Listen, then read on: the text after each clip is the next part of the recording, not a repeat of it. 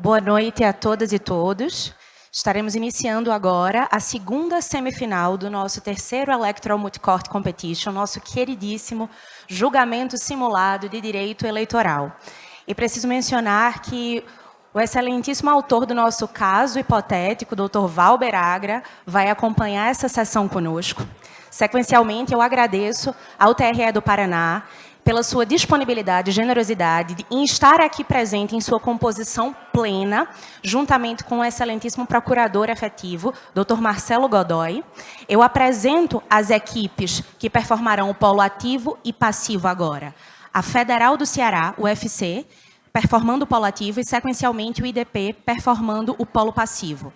Eu sou Laila Mello, parte da comissão organizadora do IMUT, e estarei como secretária dessa sessão.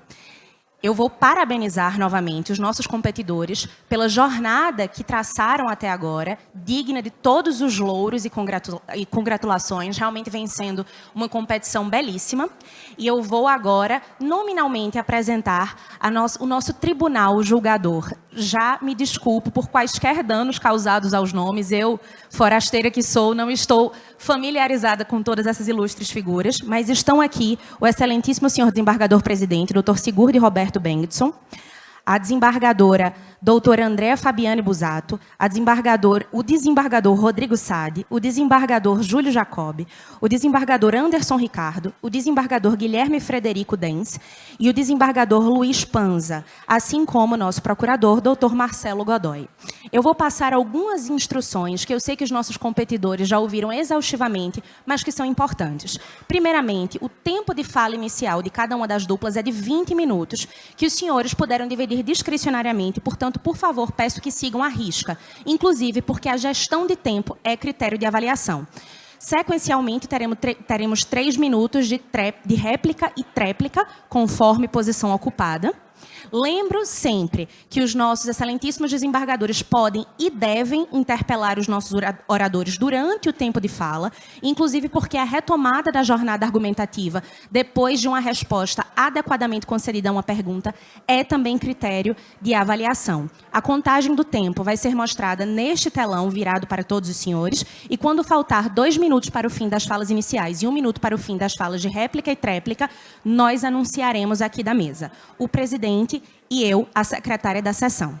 Dito isto, eu passo a palavra para o excelentíssimo senhor presidente para que inicie os trabalhos assim que julgar conveniente.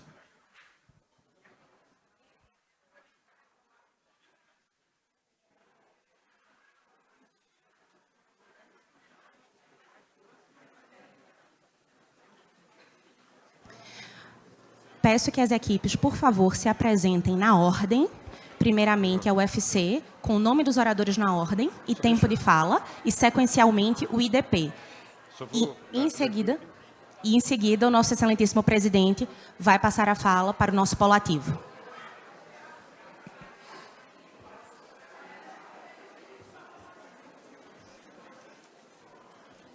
Boa noite, equipe UFC. Elaine Vieira, com 11 minutos e 20. Cesário Vitor, com 8 minutos e 40. A réplica ficará com Cesário. Doutora, por favor, poderia repetir o nome dos senhores? Poderia sim. Elaine Vieira. Elaine Vieira. Elaine. Isso. A Elaine Vieira e? Cesário Vitor. Cesário, obrigado.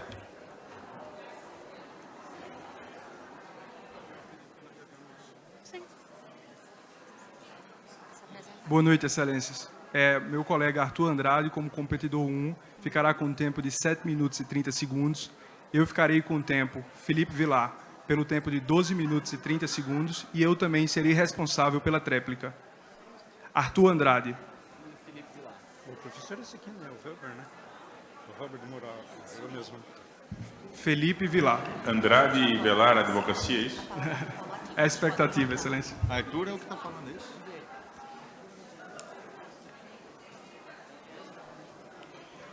Então, dando início a essa nossa segunda sessão de julgamento, em primeiro lugar eu queria ressaltar aqui a presença do professor, doutrinador que idealizou, nesse caso que estamos julgando aqui, o Dr. Valber de Moura Agra, que é um doutrinador de escola, né? Eu, particularmente, tenho vários livros aqui do Dr. Valber de Moura Agra, só que a gente tem muito livro digital, né? Felizmente, não vou pegar o autógrafo aqui do Dr. Valber de Moura Agra, mas aumenta ainda mais, né, a importância aqui desse caso de julgamento, é ter sido aqui idealizado pelo Dr. Valber de Moura Agra. Então, muito obrigado para o Dr. Valber de Moura Agra e pela idealização desse caso, por tornar possível a realização do evento. Mais uma vez eu cumprimentei todos os organizadores do evento, Dr. Paulo Golumbiuk, Dr. Guilherme Salles Gonçalves, Dr. Marcelo Ribeiro, Dra. Vanieta, Dra. Marilda Silveira e a nossa eminente diretora aqui, né, secretária da nossa sessão. Esse julgamento aqui será feito pelo nosso ilustro Procurador de Justiça, Dr. Marcelo Godoy, desembargador Luiz Osório Moraes Panza, nosso co-presidente e corregedor do Tribunal Regional Eleitoral, o desembargador eleitoral Júlio Jacob Júnior, o desembargador eleitoral Guilherme Federico Hernandes Dens, o desembargador eleitoral José Rodrigo Sade, o nosso desembargador eleitoral Anderson Ricardo Fogaça e a juíza substituta, a doutora Andréia Fabiane Grotti Busato. Eu quero também desde já parabenizar por terem chegado até esse momento aqui, o doutor Cesário Martins, do Ceará, doutora Elane Pereira, do Ceará, doutor Felipe Ferreira, Brasília, e doutor Arthur Silveira, de Brasília. E, mais uma vez, destacar a presença aqui de presidentes dos tribunais regionais eleitorais de todo o Brasil que aqui estão, o desembargador João Guilherme Lages Mendes, presidente do Tribunal Regional Eleitoral do Amapá, desembargador Carlos Simões Fonseca, presidente do Tribunal Regional Eleitoral do Espírito Santo, desembargador Luiz Cláudio Veiga Braga, presidente do Tribunal Regional Eleitoral de Goiás, desembargador Adalberto de Oliveira Melo, presidente do Tribunal Regional Eleitoral de Pernambuco, desembargador Silmar Fernandes, que é presidente do TRE de São Paulo e presidente do Colégio dos Presidentes dos Tribunais Regionais Eleitorais do Brasil, COPTREL, bem como o desembargador José Antônio Ensina Manfré, e todos os membros, componentes dos tribunais que estão presentes aqui no evento, funcionários do Tribunal Regional Eleitoral e de todos os tribunais. Chama a julgamento, então, o processo número 2 da pauta, que versa sobre o julgamento conjunto de 3 ações de investigação judiciais eleitorais ágeis, ajuizadas respectivamente por Fernando Cabral, pelos partidos C, D e E, por Fernando Cabral e pelo partido D. Figuram como polo passivo Marluce da Silva, partido A, e Cícero José, partido B. Então, eu tenho a satisfação de dar a palavra aqui ao time número 1. Com a palavra. Perfeito. Muito obrigada, ilustre senhor presidente. Desde já cumprimento Vossa Excelência e cumprimento também a Corte na pessoa do desembargador corregedor regional eleitoral, além dos demais presentes e dos advogados da parte contrária. Bom, o presente julgamento trata de 3 ações que versam sobre a prática de abuso em suas mais variadas formas, existindo entre elas, excelências, pontos em comum em relação às estratégias ilícitas e eleitoreiras utilizadas visando a eleição da chapa investigada.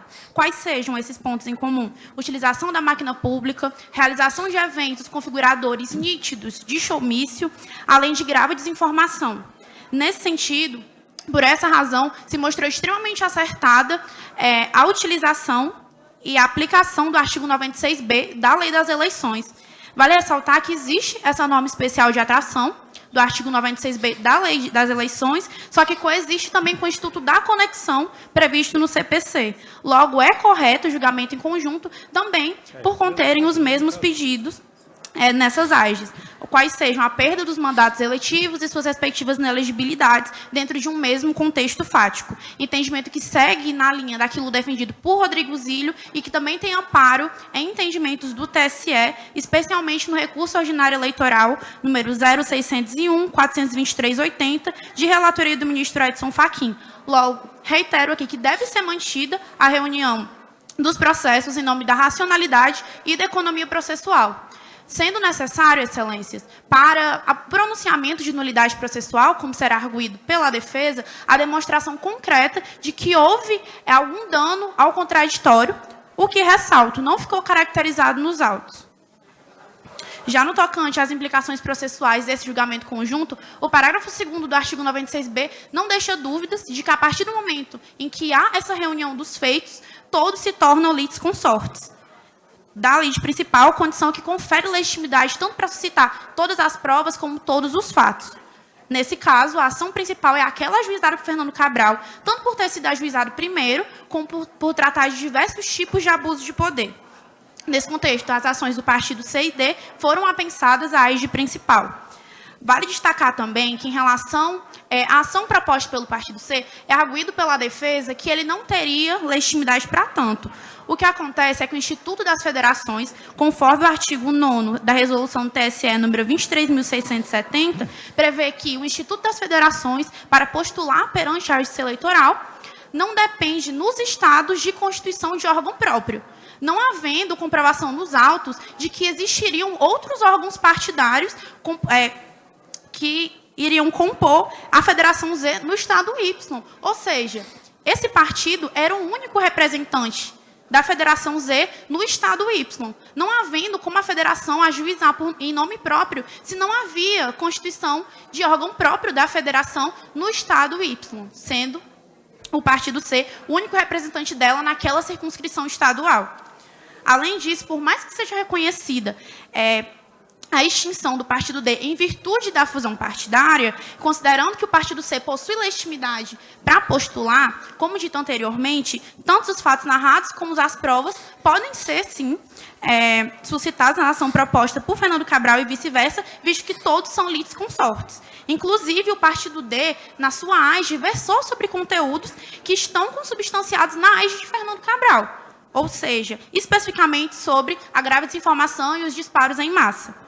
Prosseguindo, excelências, agora antecipando outra questão preliminar que será citada pela defesa, em relação, essa corte deve entender que as gravações ambientais realizadas no âmbito ali da festa de Macondo são plenamente lícitas, em razão do tema 979 do STF, tendo em vista que a exceção à regra da ilicitude de gravação ambiental realizada sem consentimento dos interlocutores ou autorização judicial é justamente no caso dessas gravações terem ocorrido em espaços públicos ou sem controle de acesso às pessoas que estariam ali, caso que se encaixa perfeitamente na situação dos autos, visto que o galpão onde ocorreu a festa em Macondo não havia qualquer controle de acesso, sendo, na verdade, um espaço público, onde não haveria uma presunção de privacidade ou de intimidade dos interlocutores, se encaixando perfeitamente na exceção prevista no tema 979 do Supremo Tribunal Federal. Por fim, excelências, eu venho aqui trazer que é necessário que essa corte entenda e aprecie a documentação juntada por Fernando Cabral durante o prazo aberto para as alegações finais em relação à Operação Locke, tendo em vista que esse autor não tinha qualquer possibilidade de acesso a essas informações, e no tempo em que ajuizou a AIGE, tendo em vista que a Operação Locke só foi deflagrada após o encerramento da instrução.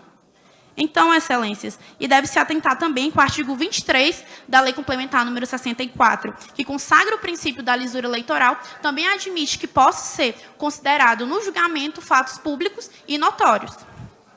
Nesse contexto, é importante frisar aqui que, em hipótese alguma, a intenção de Fernando Cabral é imputar nova hipótese de abuso aos investigados. Na verdade, a intenção aqui é demonstrar a gravidade de todas as condutas ilícitas, um contexto, uma série de ilicitudes cometidas pelos investigados. Então, na verdade, a intenção aqui não é imputar novo abuso, mas sim esclarecer os fatos anteriormente ditos e que consubstanciam a causa de pedir da inicial.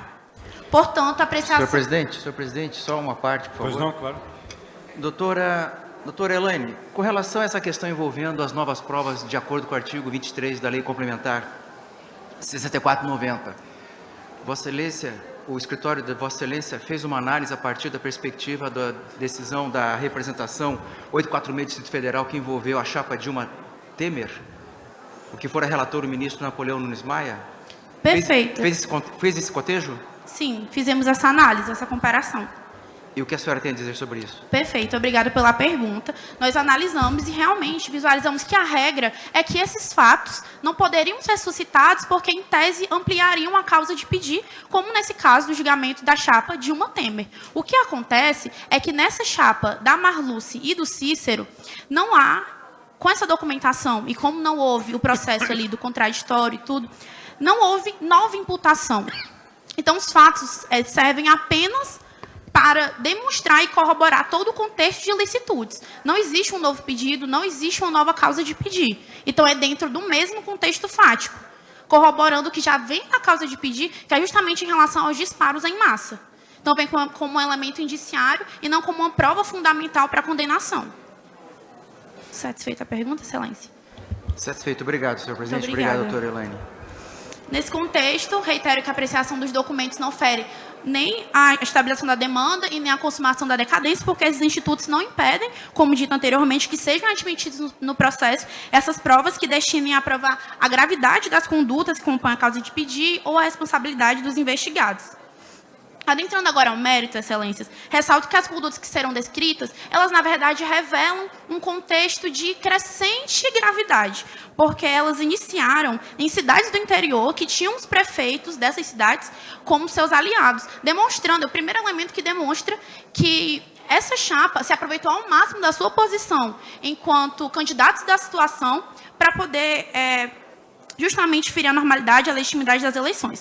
Em relação ao evento ocorrido em Lages, que é o evento 1, os elementos dos autos, eles permitem concluir com plena segurança, Excelências, que ele se configura como showmício. Foi aberto ao público, o público chegou a lotar até os arredores do clube alugado e contou com presença de banda renomada. Efetivamente, levando em conta que, a partir dos autos, lá está bem consubstanciado, de que foi o primeiro grande ato de campanha, o grupo musical, na verdade, serviu como isca para atrair os eleitores até ali, para escutarem ao máximo as falas explicitamente eleitoreiras de Marluce e de Cícero. Agravando a situação, Excelências, o clube utilizado para a realização do evento foi reservado, alugado pelo prefeito de Lages.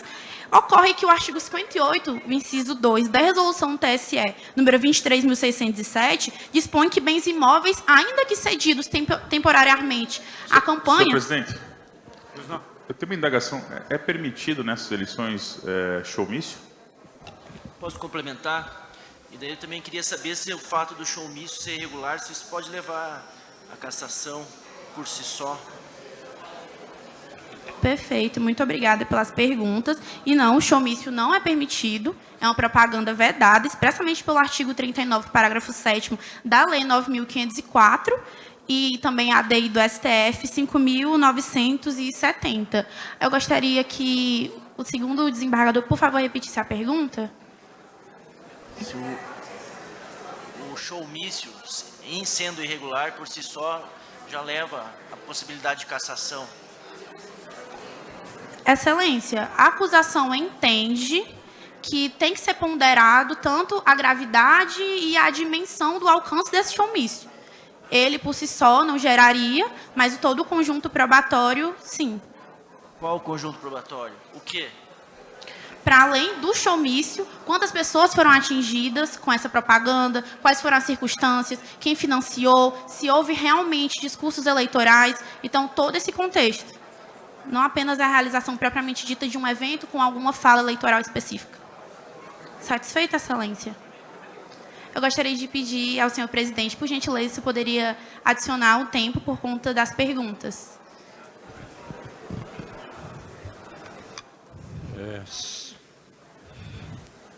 Sim, faremos um acréscimo de 1 minuto. Perfeito. Muito obrigada, Excelência. Ademais, não merece ser acolhida a tese da defesa de que se trataria, na verdade, de um evento de arrecadação de campanha, tendo em vista que eles abriram mão da maior fonte de receita, que seria a entrada para assistir a apresentação musical, não sendo também relevante saber se a banda Carisma foi ou não remunerada para isso, pois, na verdade, se já está configurado a apresentação artística, houveram discursos, né, eleitorais, com grande quantidade de pessoas, está configurado o showmício, conduta altamente reprovável, em um município do interior com 80 mil habitantes. Em relação, agora, aos fatos de Jurema, na data do aniversário do município, reitero que foram há menos de um mês as eleições e é demonstrado nesse fato a escalada na gravidade dos eventos, tendo em vista que os discursos que sucederam à passeata, nesses discursos, tanto os investigados... Perfeito. Muito obrigada. Tanto os investigados como o prefeito de Jurema, declarado apoiador da chapa investigada, estavam presentes na ocasião. Excelências, é possível afirmar que esse agente público foi conivente. Ele permitiu que a sede da prefeitura fosse utilizada como pano de fundo para as falas explicitamente eleitoreiras. Ele subiu ao púlpito enquanto agente público para pedir voto à população, falando que a gestão de Marluz representaria uma continuidade da sua naquele município. Então, e o pior, inclusive que o serviço de comunicação institucional do município foi utilizado como um meio de propaganda eleitoral, porque eles divulgaram o ato de campanha nas redes sociais da prefeitura. Então, é notória a gravidade dessas condutas, tanto no plano físico como no plano virtual, pois houveram as publicações e a difusão e a repercussão desse ato, ferindo o princípio da impessoalidade e ferindo também qualquer caráter educativo, informativo e de educação na publicidade institucional, restando configurada a prática de conduta vedada, no artigo 73, inciso 1º, e abuso de autoridade do artigo 74 da mesma lei. Ambas em benefícios dos dois investigados, com gravidade explícita. Mais uma vez, essa gravidade se deu no plano físico e no plano virtual, Excelências. Eu finalizo as minhas considerações, agradeço a todos e passo a minha fala para o meu colega doutor Cesário para a continuação. Muito obrigada.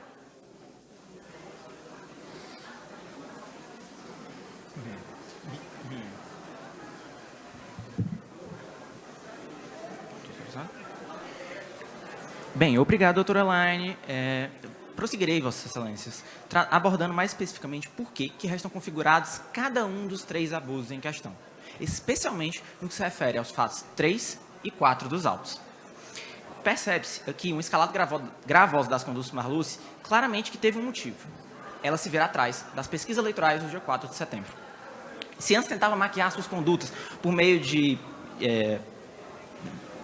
subterfúgios, ela, a partir desse momento, passou a se utilizar explicitamente da prefeitura aliada da capital para realizar eventos e a decidir por si própria disparar fake news contra seu adversário.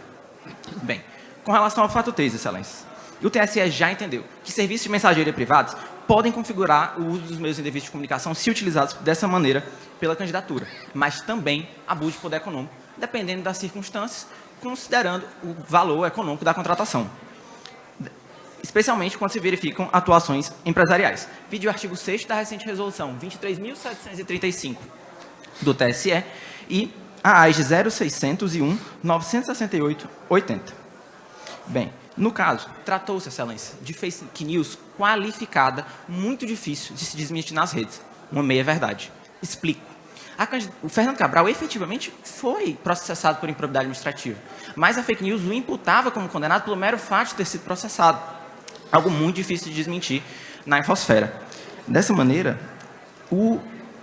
toda a tese defensiva de que o jornal ter rebatido essas acusações já bastante antes do pleito e fragilizar todo o prejuízo que isso gerou à candidatura de Cabral é pouco conivente aqui com a situação do caso, dado que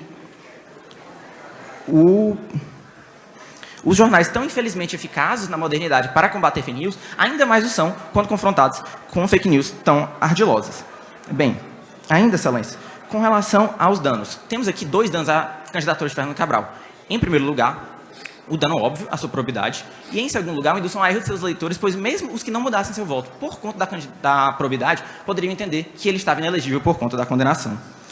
Por sua vez, Em relação à repercussão do conteúdo, o fator quantitativo da grave conduta extrai-se dos autos que servidores de duas cidades publicaram montagens em redes sociais noticiando a falsa condenação de Cabral. Assim, está demonstrado que a fake news atingiu seu objetivo, criar no imaginário coletivo que Cabral era ímprobo e inelegível. Por certo, excelências, isso é imensurável ao efeito disso. Conclusão, para a palavra. Senhor presidente, eu pergunto à parte autora aí, como é que eles chegaram à conclusão de que a Marluce foi responsável por esse disparo em massa? Excelência, consta como incontroverso dos autos do caso, dada a instrução do processo, de modo que não se pode extrair dos autos em qualquer interpretação que seja, que não foi essa a situação que se verificou nas eleições em questão. Qual que é a prova direta que liga a Marluce a disparo em massa? Bem, a instrução probatória chega à conclusão de que Marluce esteve objetivamente envolvida na decisão pela tomada dos disparos em massa e, conforme abordarei, inclusive parentes seus, genro e sobrinho, também estavam envolvidos nessa veiculação. Satisfeito, excelência? Bem, o alcance desse ato é imensurável, mas por certo elevado, dado que, por mais que os servidores possam não ter, pelo menos na tese defensiva, possam não ter sido coagidos para fazê-lo, ainda assim, verifica-se que toda a repercussão dentre os servidores demonstra a capacidade dessa fake news de sucessivamente se reproduzir nas redes e gerar todo o efeito negativo que trouxe a campanha de Cabral. Bem, pelo menos por isso, e dada toda a verificação da instrução probatória de que Marluce decidiu por fazê-lo, pode-se concluir que Marluce estava ciente de tudo que estava sendo orquestrado contra o rival, de modo que essa sua conduta é tão consciente quanto reprovável, consubstanciando o uso inadequado e indevido dos meios de comunicação. Ainda, excelência, temos aqui uma qualificadora derradeira na gravidade da conduta, a questão das PJs. Em relação a isso, é evidente que houve exacerbado uso de recursos financeiros em prol da candidatura de Marluce, sendo o maior exemplo disso a efetiva participação de pessoas jurídicas no esquema desinformacional. Conforme noticiado e já antecipado pelo jornal local, os documentos da Operação Loki confirmam não apenas que a empresa sobrinho de Marluce contratou disparos em massa, mas também a seu genro, viabilizando propaganda não só negativa, mas também uma hipótese de doação vedada de pessoa jurídica para a candidatura. Ato ilícito que, em virtude da probabilidade da alta repercussão... Que pessoa jurídica que contratou disparo? O senhor poderia repetir? Que pessoa jurídica que contratou disparo? Mais especificamente a J Corp, empresa de seu sobrinho, e também a do seu genro, conforme os autos. Bem, esse ato ilícito configura também abuso de poder econômico em benefício dos investigados, o que é corroborado ainda mais se ocorreram os trabalhos do Gabinete do Ódio, conforme o dossiê. Bem, prosseguindo, excelência, com relação ao fato 4. Nesse segundo momento da apresentação, trarei como os eventos de Macondo que significam a combinação dos abusos, tanto de poder político quanto econômico. Bem, de cara temos desfiles da viatura da Guarda Municipal. Pior do que a situação de Jurema, aqui não havia razão alguma para esse desfile. Afinal, para que um desfile desse, excelência, às 72 horas do pleito? Evidente desvio de finalidade. Incontestavelmente, houve o uso de bens móveis pertencentes à administração pública direta do município de Macondo, o que afetou a igualdade de oportunidades entre os candidatos e configurou prática de conduta vedada nos termos do artigo 73, inciso 1º da Lei das Eleições. Uma clara utilização dessas viaturas como troféus do grupo de político de Marluce. Em relação à gravidade, no que se toca aos recursos públicos usados, foram usados recursos do município, o que já é extremamente reprovável e satisfaz o aspecto qualitativo. No que se refere ao quantitativo, a proximidade da data com o dia do pleito, o fato de ter se realizado na própria capital do Estado e a quantidade de viaturas envolvidas demonstram a grave repercussão na eleição. Não havendo, excelências, como verificar qualquer pudor do senhor Pedro Almeida em agir em sua esfera de poder enquanto prefeito para beneficiar aliados. Considerando que ocorrerá abuso de poder quando seu titular extrapolar suas atribuições ou tentar alcançar fins diversos dos que justificam suas prerrogativas, ensinamento doutrinário de Raquel Machado sobre o tema, pode-se afirmar que está configurada também a prática de abuso de poder político. Nesse ponto, temos ciência de que Marluce e Cícero não poderiam cometê-lo sozinhos, já que não detinham cargos políticos, mas são claros beneficiados dos ocorridos, de modo Doutor, que seria... Que precedente jurisprudencial o senhor utiliza para chegar a essa conclusão? A conclusão do abuso de poder político? Isso. Excelências, mais especificamente aqui a gente traz um número já de uma relação de doutrina, mas no que se refere a precedente específico processual, não saberia lhe informá-lo agora. Obrigado. Nesse ponto, indicamos a ciência de que Marluce não poderia cometê-lo sozinho, como vim dizendo, mas deixá-lo... Muito obrigado. Poderia pedir um acréscimo de tempo também de 1 minuto com relação às perguntas? Pode sim, 1 minuto. Ok, muitíssimo obrigado, excelência. Senhor presidente, posso? Doutor Cesário, o senhor está falando que é impossível que o outro candidato, né, o vice, não soubesse, a doutora Marluce não soubesse, mas eu não estou vendo nenhuma prova cabal sobre isso. O senhor poderia me indicar qual que seria a prova? De que Marluce decidiu? O senhor está falando só em presunções, qual seria realmente nos autos aqui, o que seria essa demonstração de que ela tinha conhecimento e de que isso deve levar, deve levar realmente à cassação, porque é uma penalidade bastante grave, né? E não dá para a gente fazer isso com base em indícios. Qual seria realmente a prova? Perfeito, excelência. Eu concordo com suas últimas considerações, mas nos autos tem-se como expresso, diante do relatório que foi feito da instrução processual, que é incontestável que Marluce decidiu pelo disparo em massa ela própria. É satisfeito, excelência? Perfeitamente. Prosseguindo, seria um descuido elevadíssimo com relação a um princípio tão fundamental para a justiça eleitoral quanto a normalidade das eleições, que é a normalidade das eleições, deixá-los impunes pelo ato que foram beneficiários tão claramente. Prosseguindo, a carreata. A carreata já trazia elementos implícitos que induziam o eleitor a perceber a candidatura da chapa como vultuosa e economicamente positiva para a região. E esse poder sugestivo da publicidade é, inclusive, científico. Vide o paradigma do RO eleitoral 0600-818-68, em que se verifica justamente esse benefício moral decorrente da publicidade. Não bastando, no dia fatídico, também houve a festa no galpão. Sobre ela, em primeiro lugar, temos que os vídeos foram prova perfeitamente ilícita, vídeo tema 979 no STF, e no que se refere à tese defensiva de que eles não teriam sido periciados, entendemos que o próprio relator indeferiu a prova pericial justamente por ter, em análise fundamentada, entendido que a defesa não foi capaz de atestar nos autos sua real relevância. Excelências, esses vídeos reforçam a tese de claro benefício moral, simbólico e imagético à candidata pela repercussão que esses atos geraram. Agora, pergunto-lhes, quem financiou a festa de Macondo?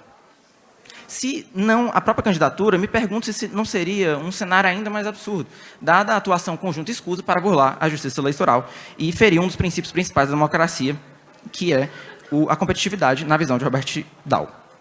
Excelências, efetivamente não se sabe quem foi o responsável por financiar tal festa, a qual possui características claras de showmício, conduta vedada pela legislação, porém essa sobriedade, no caso, é muito mais prejudicial aos investigados, já que todo esse recurso empregado poderia se configurar caixa 2 ou doação irregular, se negável que os beneficiários foram Marluce e Cícero. Tratação de um evento na capital, às vésperas das eleições, e cujo financiamento não foi comprovado, tem-se que deve ser reconhecido o abuso de poder econômico. Martins, mais 1 minuto só, por gentileza. Perfeito, excelência. Restando, decorrentemente disso, presente a trilha necessária para a configuração de abuso de poder, a repercussão, a reprovabilidade e a conduta. Isso para não falar do gabinete do ódio, que só corrobora as ilegalidades do fato 3 e a disposição do prefeito de ajudar ilicitamente e ferir todas as barreiras institucionais sua aliada. Bem, finalizando minha fala, excelência, a acusação pugna para que não sejam acolhidas as questões preliminares e sejam acatadas e dadas procedências às 3 áreas aqui em questão, acarretando a inelegibilidade e a cassação do mandato de cada uma das figuras aqui, Cícero e Marluce. Ou, ao menos, que seja entendido que houve abuso de poder pelo conjunto da obra. Muito obrigado. Obrigado, doutor Helene Pereira, doutor Cesário Martins. Agora, concedo a palavra ao doutor Felipe Ferreira e doutor Arthur Silveira. Excelentíssimos senhores desembargadores dessa egrégia corte, cumprimento a todos na figura do desembargador-presidente Sigurd. Excelências. Senhor presidente, com licença, só mais uma questão. Esse é o primeiro orador, qual que é o nome dele mesmo? Arthur. Arthur, obrigado. Excelências, por se tratar de caso de alta complexidade, envolvendo diversos fatos, questões processuais, essa defesa técnica dividirá a sustentação da seguinte forma. Primeiro eu, Arthur, irei apresentar as questões processuais e no segundo momento o doutor Felipe irá apresentar as questões de mérito. Passo às questões processuais, excelências. Excelências, o que se tem aqui são, o partido C ajuizou esta ação de maneira ilegítima. Digo, o partido C estava federado quando do momento em que ajuizou a ação e o fez de maneira unitária. Excelências, isso é vedado, pois, de acordo com o artigo 11A da Lei das Eleições, quem deveria figurar no polo deveria ser a federação com a anuência dos outros partidos. Portanto, Excelências, a ação ajuizada pelo partido C deve ser extinta com resolução do mérito, respeitando o prazo decadencial do direito eleitoral. Passo à segunda questão processual. Excelências, o partido D apresentou sua ação, participou dos atos processuais e, entre a instrução processual e a apresentação da petição inicial, se fundiu com o partido F, formando o partido G. Ocorre, Excelências, que no presente caso não tem pedido de sucessão processual. E ele praticou todos os atos da instrução sem personalidade jurídica, uma vez que quando o partido é fundido, ele deixa de ter personalidade jurídica. Portanto, pede-se também que a ação seja extinta com resolução do mérito, mas se Vossas Excelências assim não entenderem, pelo menos que os atos praticados enquanto o partido D não mais existia no ordenamento jurídico em virtude da fusão, sem pedido de sucessão, seja anulado e a ação retorne para a instrução processual. Excelências, passo agora à terceira questão processual, o terceiro vício do presente caso. Foi apresentada aqui, Excelências, a juntada dos documentos da Operação Locke. Ocorre que não foram apenas os documentos da Operação Locke que foram juntados após a instrução. Foi também juntado um dossiê sobre um gabinete do ódio nas instalações físicas da cidade de Macondo. Dois documentos que ampliam a causa de pedir e ferem o princípio da congruência. Explico, Excelências. Nos documentos da Operação Locke, nós temos um ator que não tinha aparecido no processo ainda, que é o genro de Marluce. Nós temos novas causas de pedir ali dentro, relacionadas, ainda que sim, com o pedido inicial, que é sobre disparo em massa. Mas no dossiê sobre o gabinete do ódio, nós temos coisas que são completamente estranhas. A estrutura física da prefeitura, que não tinha sido questionada, e um gabinete do ódio que não existia nenhuma imputação na petição inicial. Portanto, essa defesa técnica entende que está se modificando as causas de pedir. Portanto, Excelências, pede-se que os documentos não possam ser juntados à presente ação para não incendiar o juízo de Vossas Excelências. Entretanto, se assim não entender, a defesa solicita que subsidiariamente que o julgamento seja convertido em diligência para que a defesa possa se manifestar sobre os documentos, uma vez que ela não pôde se manifestar sobre os documentos, então ainda temos aí a violação do contraditório e da ampla defesa. Senhor Presidente, só uma parte com o doutor Arthur. Gostaria, da mesma forma que eu fiz a pergunta para a parte autora, faço para Vossas Excelências. Gostaria que fizesse uma análise a respeito do artigo 23 da Lei Complementar, com relação à questão da... Eu sei, muito embora tenha apresentado, eu queria saber de que maneira o senhor interpretou essa questão para exatamente afastar isso com base no texto do artigo 23. Excelências, essa defesa interpreta da seguinte maneira. Conforme Vossa Excelência muito bem disse no julgamento do caso Dilma Temer, foi vedada a juntada de novos documentos em virtude do segmento do princípio da congruência, que é ainda mais sensível no direito eleitoral em virtude dos prazos decadenciais. Esses documentos não poderiam ser apresentados naquele momento e nem poderiam ser alvo de nova ação, uma vez que o prazo decadencial do direito eleitoral só permite a ação de investigação judicial eleitoral até a diplomação, salvo engano.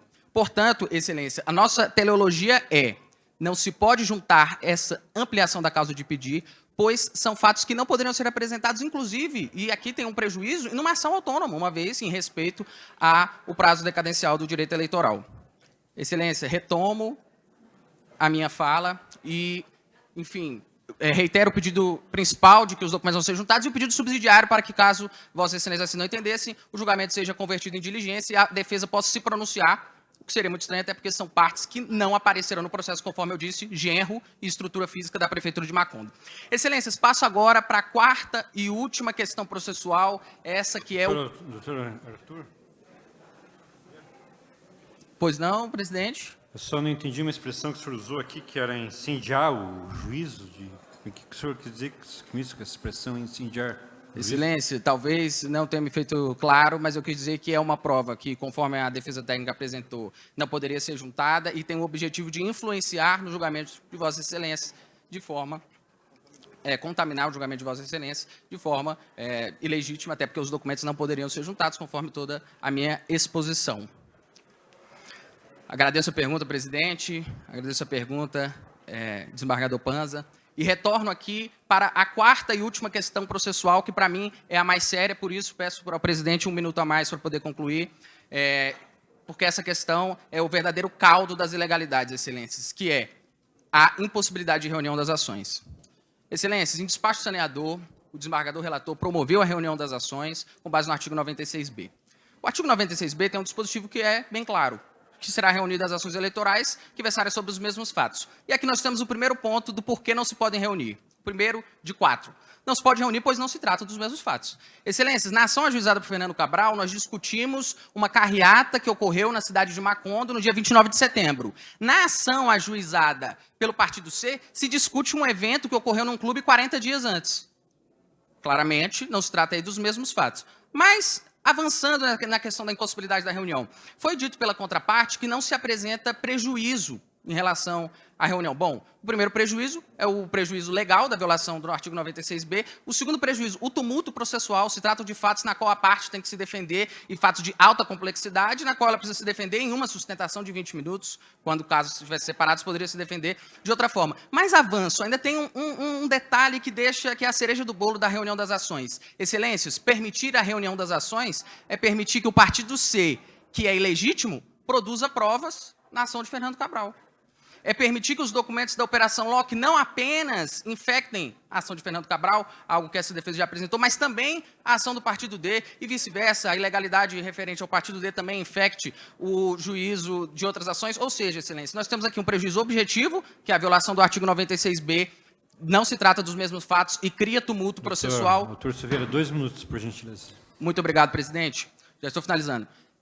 Prejuízo objetivo da reunião das ações, violação da legislação infraconstitucional e tumulto processual. Essa é uma questão muito delicada que foi abordada pela ADI 5507 do Supremo Tribunal Federal, onde se disse, de fato, que o dispositivo era constitucional, mas que a conveniência do magistrado e o bom andamento do processo poderiam levar ele a decidir de forma diferente. E sim, nesse caso, são fatos muito complexos, fatos a 40 dias de distância, e ainda, por fim, o prejuízo subjetivo, excelências, que está relacionado com as demais ilegalidades produzirem efeitos em outras ações. Por todo exposto, excelência, essa defesa pede que a ação ajuizada pelo Partido C seja extinta com resolução do mérito, a ação ajuizada pelo Partido D, da mesma forma, com pedido subsidiário para que seja anulada a instrução, pelo menos em caso de sucessão processual, até o momento em que ele se fundiu. Em relação aos documentos da Operação Locke, que eles não possam ser juntados, pois são ilegítimos, conforme apresentado, quebra do princípio da congruência e e ampliação da causa de pedir. Em caso de entendimento diferente, solicita-se que o julgamento seja convertido em diligência e, por fim, excelência, que as ações não possam ser reunidas para julgamento, sendo assim, a instrução deve ser anulada, retornando ao ponto de início em que se juntaram. Finalizo minha exposição processual e passo a palavra ao doutor Felipe, que vai fazer a exposição de mérito. Muito obrigado, excelências. Excelentíssimos senhores desembargadores dessa egrégia corte, cumprimento a todos na pessoa do estimado presidente. E, excelências, passo agora a demonstrar as razões para a improcedência das ações. Mas, de antemão, antecipo que subo nessa tribuna com muita honra, para defender o que há de mais caro na República, o processo democrático, a decisão popular. Primeiro, quanto à AIGE ajuizada por Fernando Cabral. Foi alegado abuso de poder econômico diante de evento realizado na cidade de Macondo, uso indevido dos meios de comunicação e abuso de poder político decorrente de mesmo evento realizado na cidade de Macondo. Primeiro, quanto ao abuso de poder econômico. O professor Valber Agra esclarece que se trata do uso indevidos de recursos materiais ou humanos com valor econômico, a desequilibrar o pleito eleitoral. O Tribunal Superior Eleitoral, para além do conceito teórico, consagrou: é imprescindível um conjunto probatório robusto que aponte, de fato, o tal desequilíbrio. É imprescindível, no ponto, restabelecer a realidade dos fatos.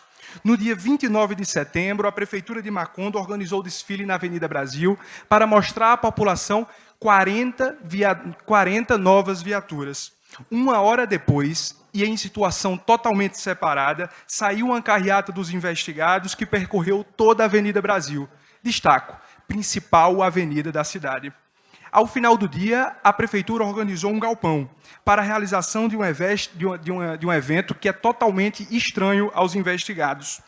Os eventos não têm nenhuma conexão entre si. E sabendo dessa falta de conexão, a contraparte preparou o seguinte argumento: foram decorados com a mesma cor, da mesma forma.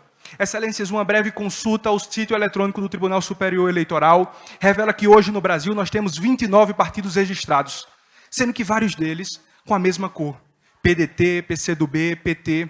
E destaco ainda o caso do União Brasil e PSDB, ambos da cor azul, e que disputam pleitos eleitorais em diversos estados da federação. Portanto, é impossível afirmar de forma categórica que a mera similaridade de cor, a mera similaridade de decoração demonstraria qualquer forma de abuso de poder. Além disso, não é possível afirmar que evento organizado pela investigada teria caráter eleitoral, figura conhecida no Estado muito antes do pleito eleitoral 2022. O TSE já decidiu. Para configurar, Excelências, um evento como showmício é necessária a presença de 4 principais elementos: exposição de ideias, pedido de votos, discursos eleitorais e a presença do candidato. E nós não temos notícia disso nos autos. A contraparte subiu nessa tribuna, sempre com a devida vênia, e perguntou ao final: quem custeou o evento realizado na cidade de Macondo? Desembargador Júlio Jacó, não é ônus da defesa provar isso. O ônus é da acusação. Não está comprovado nos autos nenhum comprovante que demonstre que foi custeado pelas investigadas. Nada. Excelências, e nem se fale que alguns indivíduos foram ao galpão e gravaram alguns indivíduos que afirmaram que Cícero José e Marluce eram os responsáveis pelos eventos. Trata-se de prova ilícita.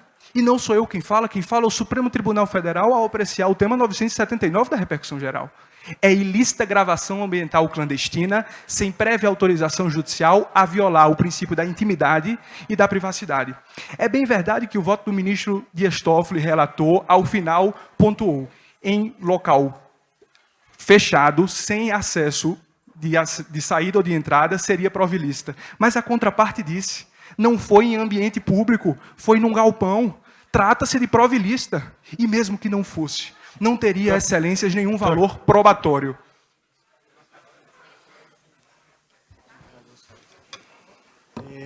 Boa tarde. Nesses eventos, se fez presente o Pedro e a Marluce? Fizeram algum discurso? Alguém em seu nome falou nesses eventos? Excelência, no evento de Macondo, o prefeito não se reuniu com a candidatura. Foi um evento da campanha. Excelências, e não se trata de prova ilícita, e mesmo que não fosse, não teria valor probatório, nem muito menos persuasivo. Eu faço questão de questionar sempre com a devida vênia. Quem eram os indivíduos? Qual a relação deles com Cabral? Não há resposta, Excelências. Não há um elemento nos autos que respalde a acusação. Uma ligação material que reúna os dois eventos, que inclusive aconteceram em horários distintos. Ademais, alega Cabral abuso de poder econômico e uso indevido de comunicação decorrente de serviços de disparo em massa. A acusação limita a sustentar que a empresa do sobrinho da investigada comprou o serviço de disparo em massa, algo que por si só não demonstra o prévio conhecimento da investigada. Além disso, o TSE já decidiu, para condenação por abuso por uso indevido dos meios de comunicação, seria necessário o conteúdo das mensagens, a quantidade dos disparos e os receptores. É bem verdade que o professor Valber Agra diz que, para condenação por uso indevido dos meios de comunicação, não seria necessário o nexo de causalidade, bastando a gravidade. Mas, Excelências, no caso em apreço, não há nexo de causalidade, tampouco gravidade. Sobre o ponto... Senhor presidente, uma parte, por favor. Doutor Felipe, já que está tocando nesse assunto envolvendo o fato 2, que fala de Macondo, apenas gostaria que Vossa Excelência fizesse a argumentação a respeito da arguição ou da fundamentação trazida pela parte adversa, que fala da subida em palanque para discurso. Obrigado, Excelência. Quanto à subida no palanque, aconteceu no evento 1 em Jurema, quando o prefeito sobe. Foi uma alegação do Partido C e prometo que, quando alcançar essa alegação, irei tentar refutar. Excelências, o Tribunal Regional Eleitoral do Paraná já decidiu sobre a matéria, porque está pautada em matéria jornalística. E matéria jornalística que divulga ou comenta notícia não faz prova de veracidade dos fatos. Não há elemento probatório que respalde a acusação. Quanto ao abuso de poder político alegado por Fernando Cabral, é impossível que os investigados tenham concorrido para tal evento, visto que, à época dos fatos, não ocupavam função pública. O agente político, exercendo sua posição privilegiada sobre a máquina administrativa, deve utilizá-la para beneficiar ou prejudicar determinado candidato. Pergunto, Qual o poder sobre a máquina administrativa que tinha Cícero José à época dos fatos? E Marluce? Nenhum. Excelências, o que se tem é a intenção dos investigantes de perseguir adversário político. Puro revanchismo, após derrota acachaplante nas urnas. À luz do exposto, requer-se a improcedência da ação ajuizada por Fernando Cabral. Avanço e alcanço a age ajuizada pelo Partido C. É alegado o suposto abuso de poder econômico ocorrido na cidade de Lages, com banda e venda de bebidas e petiscos. O partido político tenta criar uma relação entre evento realizado em Lages, o evento da banda Carisma, com o ato de campanha. O prefeito de Lages, Watson Abreu, como pessoa física, está nos autos, alugou um espaço no clube da cidade para Marluce e Cícero José discursarem. O professor José Jairo Gomes esclarece: nada impede a doação para a campanha eleitoral, oriundo de via privada, de servidores ou pessoas que ocupem cargo público. Não se pode confundir isso com uma atividade político-partidária, sendo meramente a participação democrática, o exercício de sua cidadania. E sabendo, excelências, que a movimentação ocorreu no campo da legalidade, a contraparte, utilizando dos arroubos de retórica mais variados, acusa, mas não prova. Demais disso, temos o show realizado pela banda Carisma. Ocorreu como parte da programação interna do clube. Nada demonstra o contrário. E, além disso, quanto à venda de bebidas e insumos, reforço. A atividade econômica que o clube tem direito a exercer não tem nenhuma relação com Marluce e Cícero José. Nenhuma relação. Ante o exposto, requer-se a extinção do processo com resolução do mérito, conforme determinou o meu nobre colega, e, se assim essa corte não entender, a improcedência da ação. Prossigo e alcanço a última age ajuizada pelo Partido D. As seguintes alegações foram feitas: abuso de poder político e uso indevido dos meios de comunicação. Primeiro, defendem abuso de poder político diante de festa realizada na cidade de Jurema. Naquela oportunidade, Marluce e Cícero José realizaram uma grande passeata como ato de campanha. Ao final, subiram no palanque organizado pela campanha e fizeram seus discursos eleitorais. Ora, recai novamente o que sustentado hoje. Não é possível condenação, visto que à época dos fatos não ocupavam cargo político. E quanto ao prefeito de Jurema, desembargador, ele pode, como ato de campanha, como apoiador que era manifesto, um prefeito pode apoiar um candidato a governo do Estado, apoiar. E tudo foi custeado pelo dinheiro da campanha. É possível confirmar após a leitura dos autos. Não houve uso da máquina administrativa. Tem uma pergunta aqui, doutor Marcelo. Não tem? Não tem? Eu tenho, senhor. Tem? Tenho, que está constando aqui que o prefeito de Jurema, ele divulgou, né, ele teria coagido os servidores para fazer os disparos em massa, né? E essa relação do prefeito de Jurema com o candidato era muito próximo. Isso daí não é um indício, claro, do envolvimento deles com o disparo em massa? O grande vício dessa ação é a falta de prova. Não há prova que demonstre desembargador a eventual coerção. E a presunção é livre posicionamento político. Os servidores livremente exerceram seu direito constitucional, se manifestaram. E nesse sentido... Não, diz que ele coagiu. Ele coagiu. Mas não há... Foi livre. Obrigado, excelência. A defesa técnica estabelece a seguinte premissa: não há prova nos autos de coerção. Nada demonstra coerção. O que estamos afirmando aqui dessa tribuna foi livre posicionamento político. E sobre o tema, já decidiu o Tribunal Regional Eleitoral em caso de relatoria do desembargador José Rodrigo Sade. A leitura do voto do condutor é elucidativa. Não é possível condenar quando não se comprova que os candidatos tinham ciência das notícias veiculadas, quando não se comprova o pagamento ou eventual coerção. E essa egrégia corte foi além. Não restou demonstrada nos autos a quantidade de exemplares distribuídos. Onde está a gravidade? Ela inexiste, excelências. Ela inexiste. E ainda, para finalizar, retorno a um ponto que já passei. Quanto ao...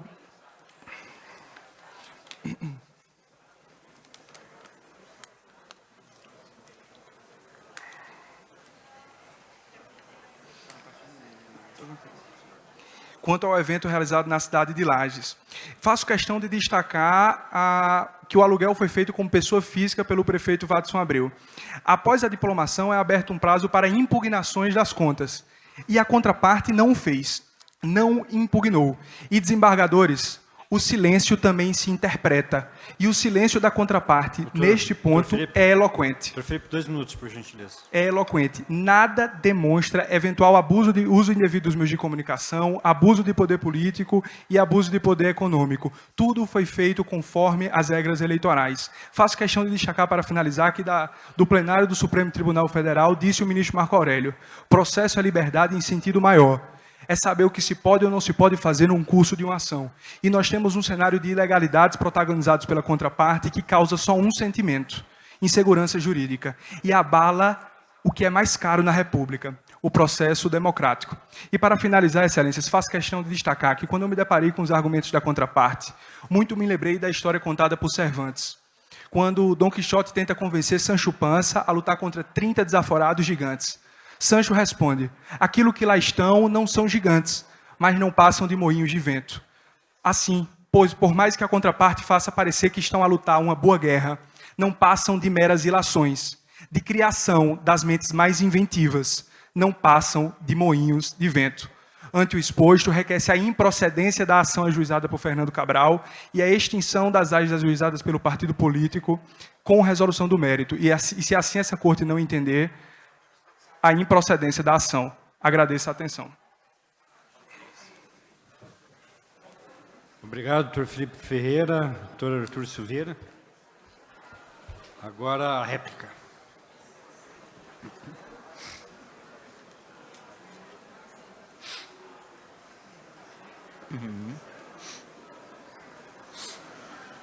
Posso começar? Excelentíssimos desembargadores.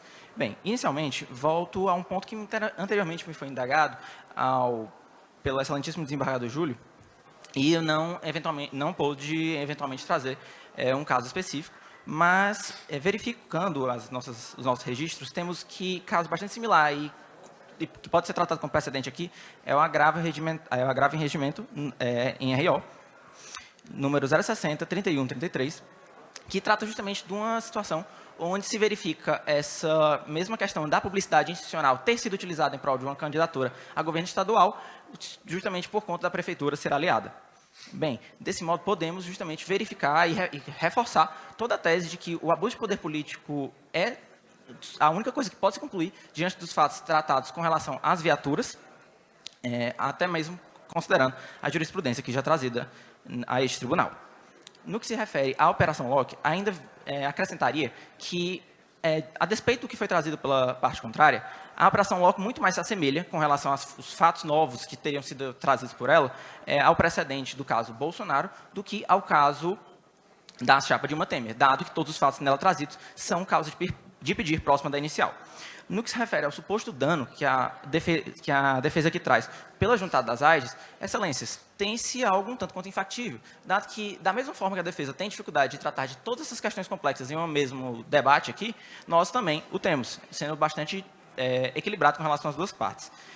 Prosseguindo, fazendo até um resumo com relação ao caso, verificamos que todo o debate das gravações terem sido listas ou não, nem é exatamente central para o caso, dado que elas são dispensáveis diante de todo o conjunto da obra que se verifica. Vejamos, em primeiro lugar, a gente verifica que lá no início já foi realizado um evento com características assemelhadas a showmício em cidade relevante do interior do estado Y, caracterizando conduta vedada e inadequada por parte da campanha, onde já houve abuso de poder político. Prosseguindo, em outra cidade também houve a apropriação de um evento institucional.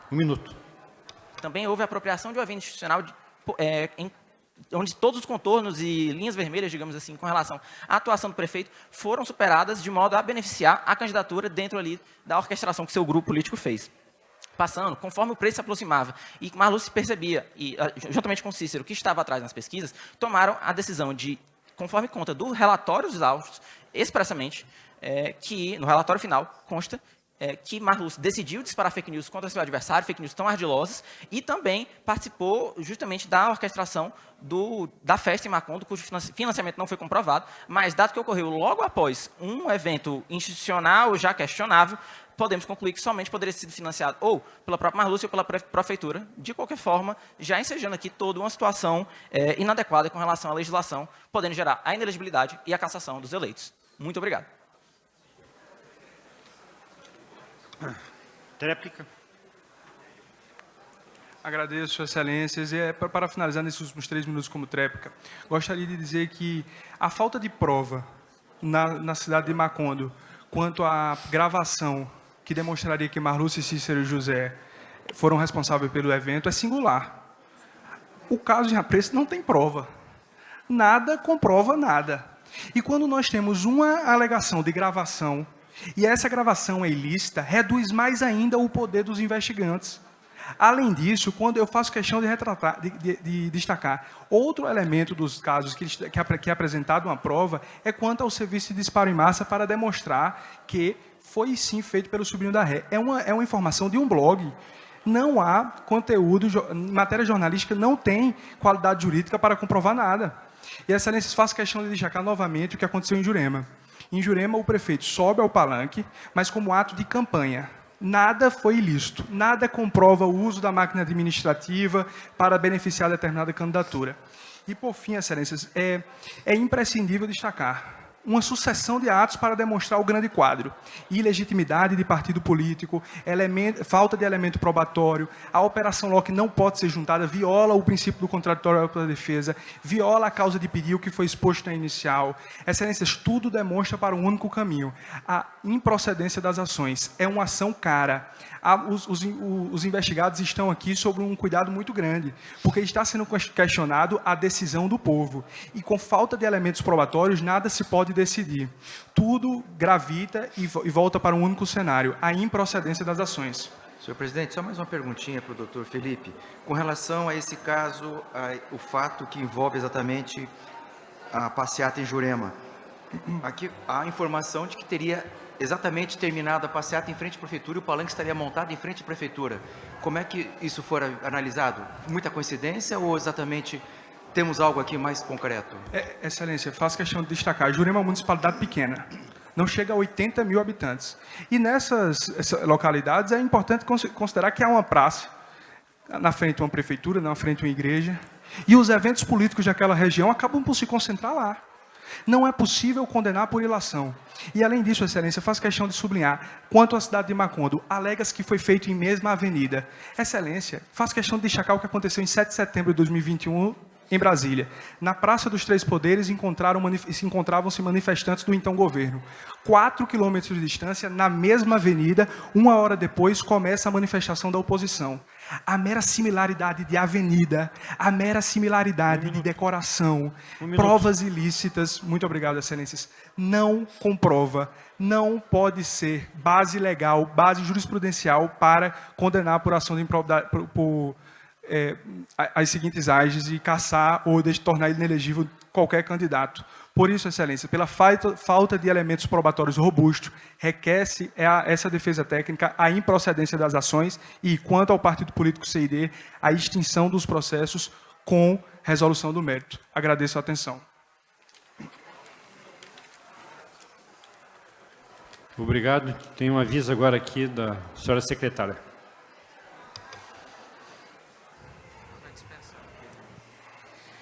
Temos a nossa sessão encerrada. Mais uma vez, parabenizo nossos ilustríssimos competidores. E gostaria de anunciar que a divulgação do resultado das semifinais será dada após o Rede CBDE, que vai suceder a sessão que acabou de terminar, tá bem? Então, aguardem que hoje teremos o anúncio ainda. Senhor presidente, peço a palavra. Já lhe concedo a palavra também, doutor Dense.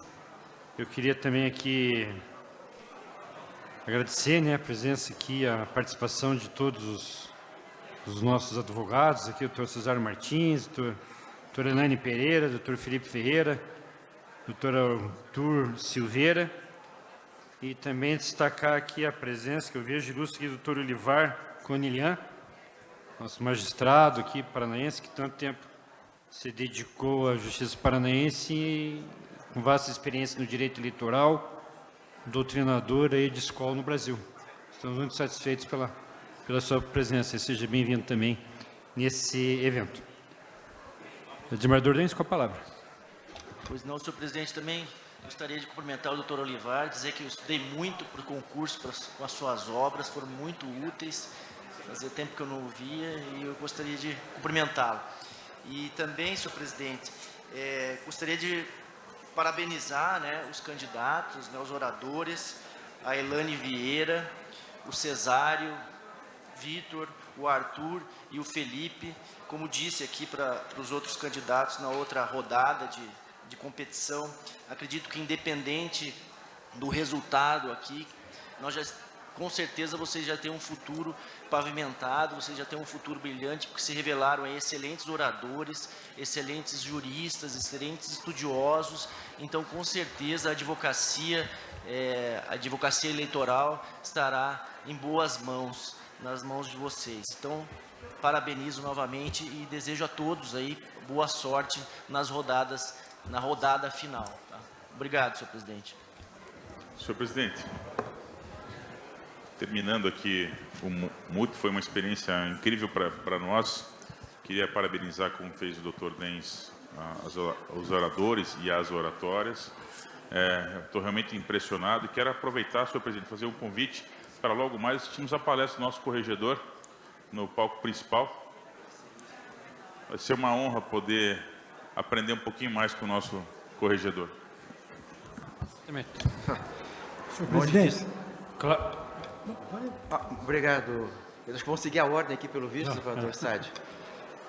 Primeiro, esqueçam que o desembargador Júlio falou aqui com relação, na verdade é para preencher o tempo que estava faltando, aí teve essa incumbência, o desembargador Anderson me aprontou essa. Né? Vamos lá daqui a pouco. Mas, senhor presidente, brincadeiras à parte, eu queria cumprimentar os futuros advogados no primeiro momento, quem sabe magistrados, magistradas, Ministério Público, doutor Elaine, doutor Cesário, doutor Arthur, doutor Felipe, os quatro foram muito bem. E o direito não se faz apenas com oratória, ela também se faz com o conhecimento jurídico. E os senhores e as senhoras conseguiram trazer ao mesmo tempo oratória com conhecimento. Não a argumentação é importante? É importantíssima, e como foi demonstrado aqui. Mas o que antecedeu foi o conhecimento jurídico que os quatro nos trouxeram, nos abrilhantaram. Não que sejamos os melhores oradores, mas nós somos muito ouvintes há muitos anos, tanto no nosso Tribunal de Origem, Tribunal de Justiça, como agora no Tribunal Regional Eleitoral, na companhia dos nossos pares. Eu posso dizer que fiquei muito feliz em participar desse evento, porque fui agraciado com brilhantes exposições argumentativas. Parabenizo-os e fico feliz que eu vejo, porque eu sou professor universitário, então, claro, eu tenho conhecimento daqueles alunos que ali se encontram, e eu fico muito feliz que estamos tendo uma renovação de oradores, uma renovação de juristas que eu vejo com o futuro aqui. Independentemente do resultado final, eu já os parabenizo pela vitória de estarem aqui, depois de tantas e tantas dezenas de faculdades, instituições de ensino se inscreverem, mas os senhores bem representam as instituições que aqui estão engrandecendo. Parabéns a vocês, eu tinha que dizer isso porque fiquei muito feliz em ver verdadeiros oradores aqui, futuros Rui Barbosas, se Deus quiser. E um abraço para o nosso amigo Dr. Olivar Coneglian. Ainda trabalhamos um tempo na ativa, mas aí ele resolveu passar para a apostadoria e nos brindar com obras de direito eleitoral, e muito nos honra a sua presença aqui, doutor Olivar. Muito obrigado. Senhor presidente, eu esqueci de fazer uma menção que eu queria ter feito antes, e todos os nossos queridos estudantes aqui, eles representam faculdades, instituições de ensino, mas mais do que isso, são guiados, orientados por tutores, professores de direito eleitoral, constitucional, administrativo, que se dedicaram e se dedicam ao estudo e a formar esses jovens promissores, realidade já para a advocacia. Então eu queria saudar, eu infelizmente não sei o nome de quem são esses, vou falar tutores, mas professores que orientaram eles, mas eu queria, em meu nome, parabenizá-los. Presidente, boa tarde aos competidores, doutor Elaine, doutor Cesário, doutor Felipe, doutor Arthur. Eu sempre digo que eu sou advogado, mas estou juiz. E em momentos como esse, me coça a mão e me dá aquela inveja positiva de ver como é vibrante a advocacia, e os senhores todos já estão no caminho certo.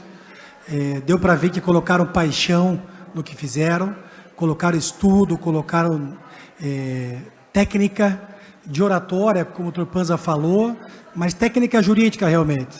Então, quero parabenizá-los, quero dizer que a advocacia para vocês já é uma realidade.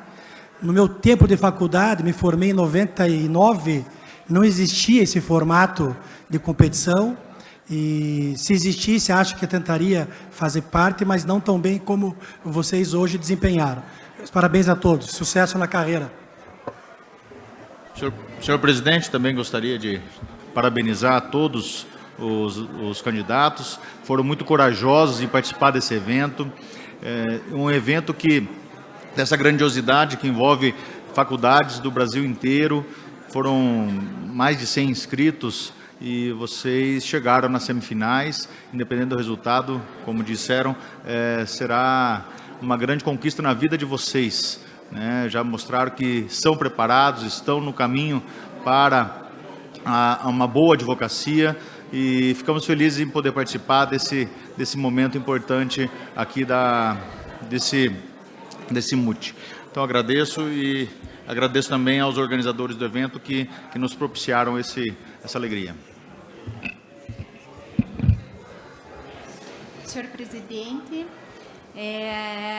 eu agradeço o fato de estar aqui com esse seleto grupo de julgadores, nessa banca seleta, e parabenizo todos os candidatos da primeira leva e dessa segunda, dizendo que vocês são muito corajosos. Eu não sei se eu teria essa coragem na minha época de acadêmica. E vocês se saíram muito bem, se mostraram muito preparados, extremamente preparados. Isso é muito bom, é revigorante. É bom perceber que existem, que a academia está bem preparando as pessoas que vão estar aí defendendo os direitos das pessoas, né? Agradeço e parabenizo novamente. Obrigada. Bem, agora também gostaríamos de tirar uma foto, né, para o registro aqui do Tribunal Regional Eleitoral com as duas equipes.